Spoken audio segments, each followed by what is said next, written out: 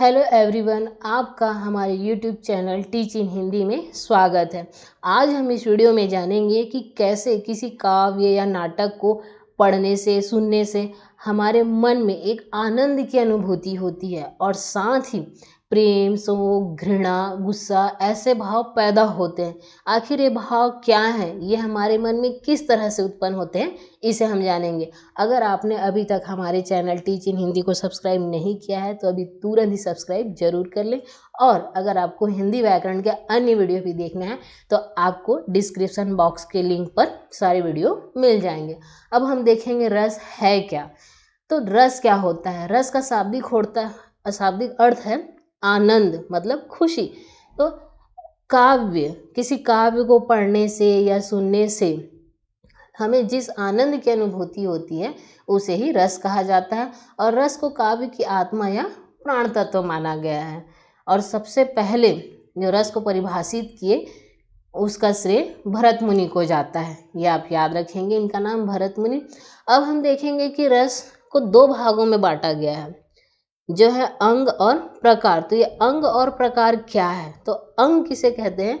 जिसके कारण रस का निर्माण होता है या फिर जिनमें रस का संग्रहण किया जाता है वो अंग कहलाता है।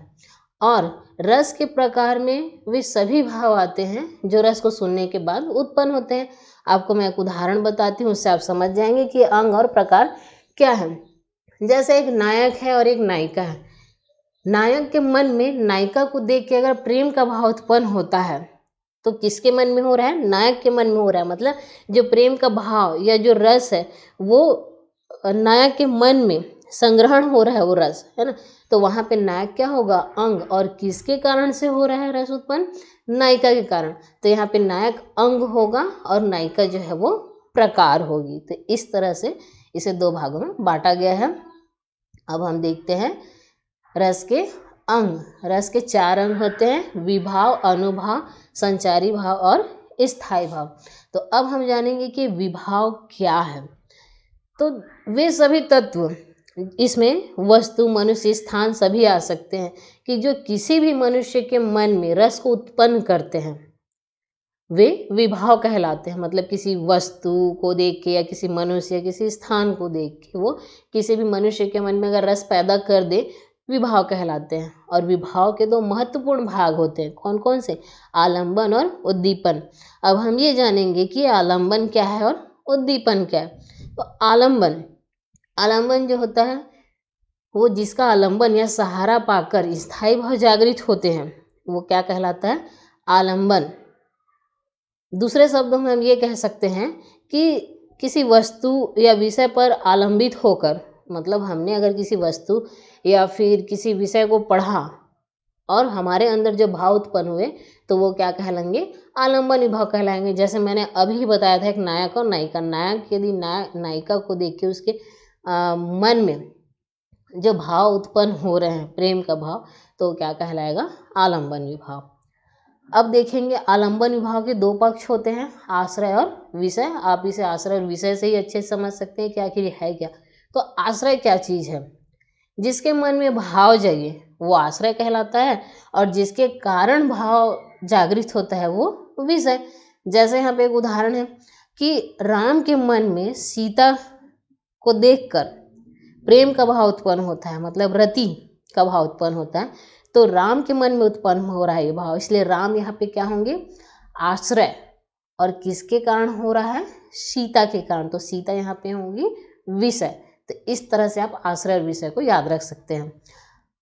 अब हम इसमें दूसरा इसका विभाव का भाग पढ़ेंगे, विभाव का उद्दीपन विभाव। उद्दीपन क्या है? उद्दीपन का मतलब होता है जो भावों को बढ़ाने में सहायक होते हैं, उदग्र करते हैं। कि आपके मन में अगर खुशी का भाव उत्पन्न हुआ है तो कोई कुछ दूसरी चीज़ जो है वो खुशी को और बढ़ाने की कोशिश करती है, तो वहाँ पे वो उद्दीपन विभाव होगा। अब हम इसके भी 2 पक्ष पढ़ेंगे। क्या क्या है? तो उद्दीपन विभाव के 2 पक्ष होते हैं, बाहरी वातावरण और विषय की बाहरी चेष्टा। क्योंकि आपके मन में जो भाव पैदा हुए हैं उसको बाहरी वातावरण या विषय की बाहरी चेष्टाएं ही उसे बढ़ा सकती हैं। अब हम जो विभाव के 2 अंग पढ़े, आलंबन उद्दीपन, और उसके बाद फिर आलंबन के 2 भाग, आश्रय विषय, उद्दीपन के फिर 2 पक्ष, बाहरी वातावरण, विषय की बाहरी चेष्टा। अगर आपको समझ नहीं आ रहा है अभी तक, तो मैं आपको एक छोटी सी कहानी के माध्यम से इसे समझा रही हूँ, और इस कहानी को अगर आप ध्यान से सुनेंगे तो यहीं पर रस के चारों अंग को आप समझ जाएंगे। आपको दोबारा पढ़ने की ज़रूरत नहीं पड़ेगी। आप इस स्क्रीन मतलब आप वीडियो देख रहे हैं तो आप अपनी आंखें बंद कर लीजिए और इस कहानी को ध्यान से सुनने, आपको रस के चारों अंग यहीं पे अच्छे से समझ में आ जाएंगी इस कहानी के माध्यम से। तो मैं आपको एक कहानी बताती हूँ, उसे आप ध्यान देंगे। जैसे आप स्वयं कल्पना कीजिए कि आप कहीं गए हैं, किसी जंगल में गए हैं, और वो जंगल बहुत ही घना जंगल है। आप वहाँ पे गए, थोड़ी देर के बाद वहाँ अंधेला हो गया, और ऐसे भी वो जंगल घनघोर जंगल था, जिसके कारण और भी ज़्यादा अंधेरा हो गया था वहाँ, और आपको बाद में वहाँ से निकलने का रास्ता नहीं मिलता है। तो आप पूरी तरह से उस जंगल में घिर जाते हैं। फिर अचानक आपको सामने से उस जंगल में क्या दिखाई देता है? एक भालू दिखाई देता है जो आप ही की तरफ आ रहा है। और भालू को तो आपने देखा ही, साथ में आपको उस घने जंगल में दूर से किसी शेर की गरजने की आवाज़ सुनाई देती है। तो आप भालू को देख के तो ऐसे ही डर जाते हैं, क्योंकि आप जंगल में भटक चुके हैं, और साथ में दूर से आपको किसी शेर की गरजने की आवाज़ आ रही है, तो वो आपके डर को और बढ़ा रही है, और उस डर से आप क्या करने लगते हैं? कांपने लगते हैं। उसके बाद आप वहाँ से निकलने की कोशिश करते हैं, लेकिन आप निकल ही नहीं पाते। फिर आप क्या देखते हैं कि भालू आपकी तरफ आने की कोशिश कर रहा है, पंजा मार रहा है। तो आप और ज़्यादा डर जाते हैं कि भालू मुझे खा तो नहीं लेगा, या आपके मन में इस तरह की चिंताएं आने लग जाती है कि मैं यहाँ से निकल पाऊँगा कि नहीं। और आप उस डर के कारण आप क्या करने लगते हैं? या तो आप छुपने की कोशिश करेंगे, या तो आप ये भी करेंगे बचाओ बचाओ ऐसा करके चिल्लाने लगेंगे, या फिर आप वहाँ से भागने की कोशिश करेंगे। इतनी सारी क्रियाएं आप करेंगे। तो इस तरह से आपके मन में जो डर पैदा हुआ है, और उससे बचने के लिए आप इतनी सारी क्रियाएं करेंगे। अब ये कहानी यहीं पे ख़त्म हुई। अब समझिए कि इसमें हम आश्रय विषय को किस तरह से जानेंगे। अब देखिए कि आप यहाँ पे आश्रय होंगे, क्योंकि आप जब जंगल में गए, वहाँ घिर गए, तब आपके मन में डर का भाव उत्पन्न हुआ, इसलिए आप यहाँ पे आश्रय हुए। और किसको देख के? सबसे पहले आपने जंगल में क्या देखा? भालू देखा, जिसके कारण आपके मन में डर पैदा हुआ। तो भालू यहाँ पे विषय, और आपके जो डर को बढ़ा रहे थे वो क्या थे? निर्जन वन, घना अंधेरा, और साथ में दूर से सिंह की गर्जना आ रही थी। तो ये बाहरी वातावरण है, जो क्रियाएं तो कुछ नहीं करी थी, लेकिन आपके मन में जो डर की भाव जो पैदा हुए थे उसे बढ़ाने की कोशिश कर रही थी। तो ये हो जाती है पूरी बाहरी वातावरण, उद्दीपन विभाव के पक्ष से। उसके बाद आप क्या देखे कि भालू पंजा मारने की कोशिश कर रहा है, आपकी तरफ करीब आने की कोशिश कर रहा है, आपको घूर रहा है। तो भालू को मैंने बताया था, भालू विषय है, और विषय की जो ये सारी क्रियाएं होती है वो क्या है? बाहरी चेष्टाएं हैं, क्योंकि विषय वो पूरी क्रियाएं कर रहा है। तो इस तरह से आप इसमें आश्रय, विषय, बाहरी वातावरण और विषय की बाहरी चेष्टाएं तो समझ ही गए होंगे। अब हम आगे रस के और अंगों को देखते हैं, और इसी उदाहरण से समझेंगे कि ये है क्या। अब हमने विभाव को तो जान लिया, फिर आश्रय, अनुभव क्या है? आश्रय की बाहरी चेष्टाओं को अनुभव कहते हैं। आश्रय मतलब आप जो स्वयं जंगल से घिरे थे, आप आश्रय कहलाए। तो आश्रय की बाहरी चेष्टाओं को अनुभव कहते हैं। तो यहाँ पे इस तरह से समझिए कि जब मनुष्य का शरीर किसी भाव को महसूस करता है, जैसे आपने डर के भाव को महसूस किया था, और उसके कारण आप अपने शारीरिक अंगों के द्वारा आपने उस भाव को व्यक्त किया। कैसे किया? जैसे आपने भालू को देखा, उसके कारण आपके अंदर डर पैदा हुआ, और आप उससे क्या हुए? कांपने लगे, हाथ पैर मारने लगे, चिल्लाने लगे, और वहाँ से भागने लगे। तो ये क्या हो गया? अनुभव। तो इस तरह से आप याद रखिए कि आप भालू जो विषय है उसको देख के आप स्वयं कांपने लगे, डर के कारण हाथ पैर मारने लगे, चिल्लाने लगे, भागने लगे। तो ये हो गया अनुभव, तो अनुभव को रस को प्रकट करना भी कहते हैं। अब इस तरह से अनुभव की जो संख्या है वो 8 है। कौन कौन सी? स्तंभ, स्वेद, रोमांच, स्वरभंग, कंप, विमणता मतलब रंगहीनता, अश्रु, प्रलय मतलब संज्ञाहीनता या निश्चेष्टता। अब देखते हैं हम संचारी भाव। संचारी भाव क्या है? संचार मतलब संचरण करना एक जगह से दूसरे जगह। तो ये क्या होते हैं? जो आश्रय के मन में, आश्रय भी आप हो, ये समझिए कि आपके मन में जो भाव उत्पन्न होते हैं वो कम समय के लिए होते हैं, एक बार उत्पन्न होते हैं फिर तुरंत ही हट जाते हैं। वो क्या कहलाते हैं? संचारी भाव। जैसे कि आप भयभीत हुए थे, आपके अंदर डर का भाव पैदा हुआ था, तो उसके बाद आपके मन में वहाँ पे क्या क्या हुआ? आप चिंता करने लगे कि कहीं भालू मुझे खा तो नहीं जाएगा, पंजे तो नहीं मार, शंका करने लगे कि मैं यहाँ से बच पाऊंगा कि नहीं, त्रास है ना। मतलब आप एकदम, आप यहाँ से अब निकल ही नहीं सक रहे हो करके आप हताश हो गए। तो इस तरह की जो आपके मन में भाव उत्पन्न हुए वो संचारी भाव हुए। क्यों? क्योंकि इतने सब होने के बाद आप जंगल से बाहर निकल गए, बच गए। लेकिन ये जो आपके मन में भाव उत्पन्न हुए जब आप डर रहे थे, उसी समय के भाव थे।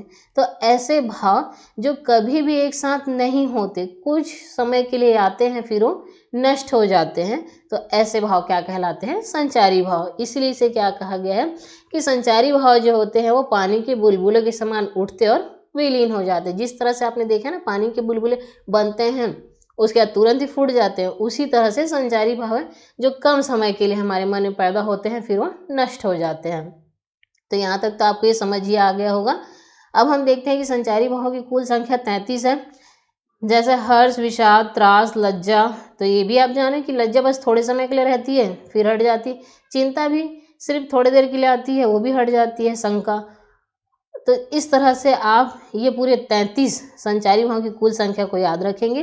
वैसे तो परीक्षा में ये सारी चीज़ें पूछती नहीं है, लेकिन सिर्फ इसकी संख्या को पूछा जाता है कि संचारी भावों की संख्या कितनी है, इसलिए आप इसे याद रखेंगे 33 है। लेकिन इसमें से कम 2-3 आप संचारी भाव याद रखेंगे कि कौन कौन से हैं। फिर है स्थायी भाव। स्थायी भाव नाम से ही आपको पता चलता है जो स्थिर होते हैं वो भाव स्थायी। कहाँ स्थिर होते हैं? आपके हृदय में स्थिर रूप से, स्थायी रूप से विद्यमान रहते हैं और हमेशा के लिए बने रहते हैं, वो आप क्या कहलाएंगे? स्थायी भाव। तो हम यहाँ पे जानेंगे स्थायी भाव की संख्या 9 है। कौन कौन से? रति, हास, शोक, क्रोध, उत्साह, भय, जुगुप्सा, विस्मय और निर्वेद। आपके मन में किसी के लिए प्रेम उत्पन्न होता है तो थोड़े समय के लिए नहीं होता, हमेशा के लिए बना रहता है। तो ये यहाँ क्या है? ये स्थायी भाव है। आप यह कहेंगे कि हम तो 10 या 11 भी स्थायी भाव पढ़ें, लेकिन आप हमेशा याद रखिए परीक्षा में कभी भी आपको प्रश्न पूछा जाए तो ये सही है, स्थायी भाव की संख्या 9 है और इन 9 स्थायी भाव की संख्या को आप याद करेंगे, रट डालिए। फिर देखेंगे हम रस के प्रकार। रस के प्रकार, नाट्य शास्त्र के प्रणेता आचार्य भरत मुनि ने रसों की संख्या 8 मानी थी, लेकिन अभिनव गुप्त ने 9 रसों को मान्यता दी है, अतः अब रसों की संख्या 9 मानी जाती है। लेकिन आपने अभी देखा होगा कि वात्सल्य रस और भक्ति रस भी पढ़ने को मिलता है, लेकिन वात्सल्य और जो भक्ति रस है उसे श्रृंगार रस में ही शामिल किया गया है। इसीलिए लोग सोचते हैं कि रस की संख्या कितनी है? 11 है, लेकिन एक्चुअल रस की संख्या 9 है। इन दोनों रसों को श्रृंगार रस में ही शामिल किया गया है, तो इसे याद रखेंगे। अब हम देख रहे हैं एक तालिका, रस और इसके स्थायी भाव। तो आपको ये तालिका याद करनी बहुत ही ज़्यादा जरूरी है, क्योंकि परीक्षा में हमेशा पूछता है जैसे हास्य रस का स्थायी भाव क्या होगा, तो आपको रस और उसके साथ उसके स्थायी भाव को रटना होगा। श्रृंगार का है रति, हास्य का हास, करुण का शोक, रौद्र का क्रोध, वीर का उत्साह, भयानक का भय, विभत्स का जुगुत्सा मतलब घृणा, अद्भुत का विस्मय, विस्मय का मतलब होता है आश्चर्य, शांत का है निर्वेद। इसको आप 1-2 बार पढ़ेंगे तो आपको ये याद हो जाएगा। अब हम इसी तालिका के माध्यम से पूरे रसों को बारी बारी से समझेंगे। सबसे पहला है श्रृंगार। श्रृंगार का मतलब ही होता है सजना, तो इसका स्थायी भाव है रति। रति का मतलब होता है प्रेम। तो इससे आप समझ ही गए होंगे कि ये जो रस है वो प्रेम भावना को उत्पन्न करता है और ये दो प्रकार का होता है। कौन कौन सा? संयोग और वियोग। संयोग का मतलब होता है मिलना और वियोग का मतलब होता है बिछड़ना। आप अधिकतर फिल्मों में देखते हैं, अधिकतर फिल्म जो होते हैं एक्टर और एक्ट्रेस पे बनते हैं, मतलब नायक और नायिका पे, और उन दोनों के बीच प्रेम भावनाओं को ही दिखाया जाता है। और जब वो दोनों मिलते हैं तब वो क्या होगा, वहाँ पे संयोग रस होता है। लेकिन आपने कई बार देखा है मूवी में कि कभी कभी नायक और नायिका दोनों एक दूसरे से बिछड़ जाते हैं, तो वो क्या कहलाता है? वियोग रस। तो इस तरह से आप इसे याद रख सकते हैं। यहाँ उदाहरण से हम समझेंगे। राम के रूप निहारती जानकी, कंगन के नग की परछाई, याते सब सुधी भूली गई, कर टेकी रही पर टारत नाही। मतलब सीता जी जो है अपने कंगन के नग में श्री राम जी के चेहरे को निहार रही थी और उसे निहारने में वो इतनी मगन हो गई थी कि अपना सब सुध जो याद था उसको भी भूल गई और अपने हाथ को एक ही जगह उसने रखा था। मतलब जिस तरह से अपने कंगन के नग को देख रही थी, जिस कंडीशन में अपने हाथ, कर का मतलब होता है हाथ, रखी थी और अपने पलक को बिल्कुल भी झपका नहीं रही थी। तो ये है संयोग रस। श्रृंगार रस को रसों का राजा कहा है, अर्थात रसराज। इसका कारण ये है कि श्रृंगार रस पर अधिकतम काव्य का निर्माण किया गया है। सीधी सी बात है, आप हमेशा देखते हैं कभी भी कोई गाने बने, मूवी बने, कविता बने, तो उसमें श्रृंगार रस ही ज़्यादा प्रधान होता है, क्योंकि नायक और नायिका के प्रेम का ही वर्णन होता है। इसीलिए आप याद रखिए श्रृंगार रस को रसों का राजा कहा गया है। इसके बाद हम देखेंगे हास्य रस। हास्य का मतलब होता है हास, हंसी। तो ऐसा काव्य जिसे पढ़कर हमें हंसी आ जाए, हमारा मन क्या हो जाए, प्रफुल्लित हो उठे।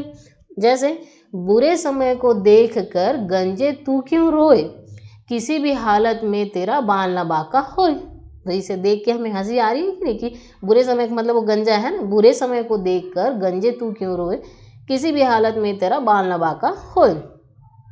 फिर है करुण रस। करुण रस का मतलब होता है शोक, मतलब दुख वाली जो घटना है वो। जिन काव्यों को पढ़कर हमें शोक की अनुभूति होती है वे करुण रस से मिलकर बने होते हैं।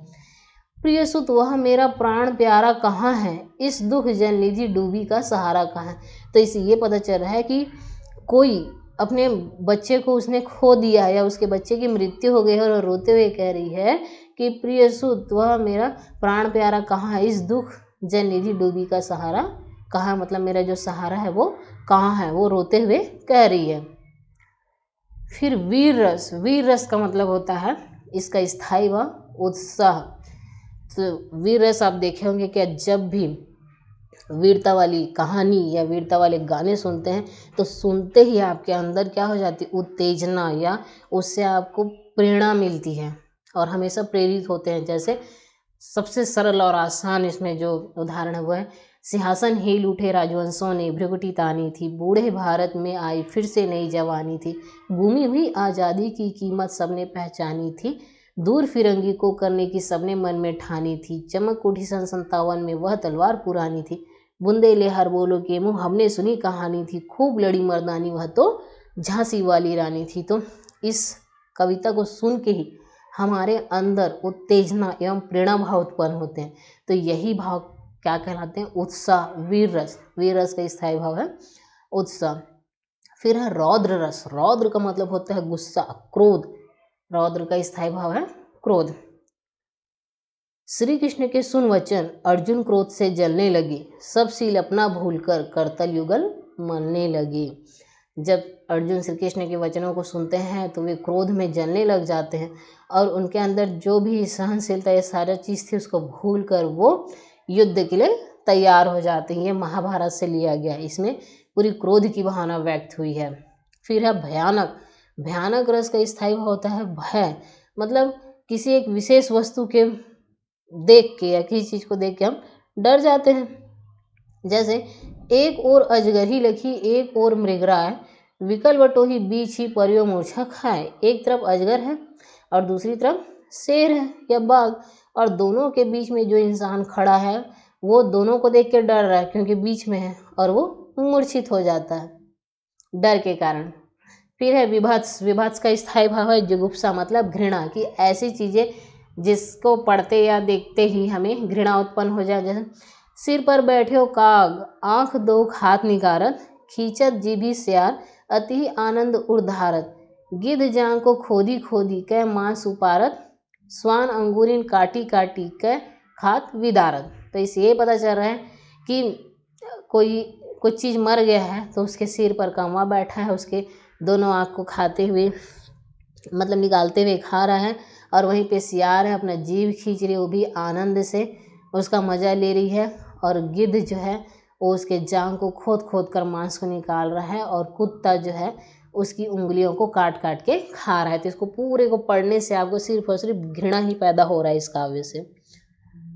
फिर है अद्भुत रस। अद्भुत का मतलब होता है स्थायी भाव विस्मय, मतलब आश्चर्य, कि इस तरह का जो रस है हमारे अंदर आश्चर्य उत्पन्न कर देता है। बिनु पग चले सुने बिनु काना, कर बिनु कर्म करे विधि नाना, कि पैर नहीं है फिर भी चल सकता है, कान नहीं है फिर भी सुन सकता है, हाथ नहीं है फिर भी कई प्रकार के कार्य कर रहा है। तो इसको पढ़ने से हमें आश्चर्य उत्पन्न हो रहा है कि नहीं, कि पैर नहीं है फिर भी चल रहा है वो, इसलिए अद्भुत रस है। फिर है शांत रस। शांत रस का स्थायी भाव है निर्वेद।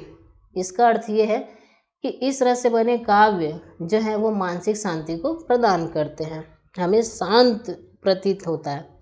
जब मैं था तब हरि नहीं, अब हरि है मैं नाही, सब अंधियारा मिटी गया, जब दीपक देखा माही। ये कह रहे हैं जब मैं था, मतलब मेरे अंदर जब अहम था उस समय हरि नहीं थे, लेकिन आज मैं हरि के भजन में या हरि के भक्ति भाव में पूरी तरह से लीन हो चुका हूँ, तब हरि नहीं है। मतलब आज जब हरि को मैंने अपने अंदर धारण कर लिया है तो वो घमंड मेरे से दूर हो चुका है। इस तरह से सब अंधियारा मेरे जीवन का मिट गया, और जो दीपक रूपी हरि है वो मेरे अंदर आ गया। मैंने दीपक रूपी हरि को जब देखा तो मेरे अंदर का सब अंधियारा मिट गया। तो ये शांत रस है। फिर है वात्सल्य रस। वात्सल्य रस का स्थायी भाव होता है वत्सल, मतलब ये जो रस है वो ममता व्यक्त करने के लिए प्रयोग किया जाता है ना। क्या, जसोदा हरि पालने झुलावे, हल रावे दुल रावे मल्हावे, जोई सोई कछु गावे, कि माता यशोदा हरि को, मतलब श्री कृष्ण को पालने में झुला रही है, उसे हिलाती है, दुलारती है, और जब वो सो जाता है तो कुछ गाती है। फिर भक्ति रस, आपको याद रखना है वात्सल्य रस और भक्ति रस को श्रृंगार रस में शामिल किया गया है। तो भक्ति रस का स्थायी भाव है अनुराग। यह रस जो है ईश्वर के प्रति प्रेम को व्यक्त करता है। भक्ति रस से आप समझ गए हैं। राम जपू राम जपू राम जपू बावरे, घोर भव नीर निधि नाम निज नावरे। कह रहे हैं कि राम नाम का जाप करो, राम नाम का जाप करो बावरे, क्योंकि राम नाम का जाप ही हमें इस घोर भव निधि, भव सागर से एक नाव, मतलब हमने अगर राम नाम का जाप कर लिया तो हमारे लिए क्या है, वो भाव रूपी नाव है जो इस सागर से हमें पार कर देगी। क्या चीज़, राम नाम की जो नैया है वो हमें इस घोर सागर है उससे दूर कर देगी, मतलब सांसारिक माया मोह से हमें पार करा देगी। तो इस तरह से हमने आज रस को समझा, और बहुत ही अच्छे से समझा कि उसके अंग क्या है, उसके स्थायी भाव कितने हैं। अगर आपको रस का यह वीडियो पसंद आया हो तो इस वीडियो को लाइक एवं शेयर जरूर करें, और साथ ही हमारे चैनल टीच इन हिंदी को सब्सक्राइब करना ना भूलें। धन्यवाद।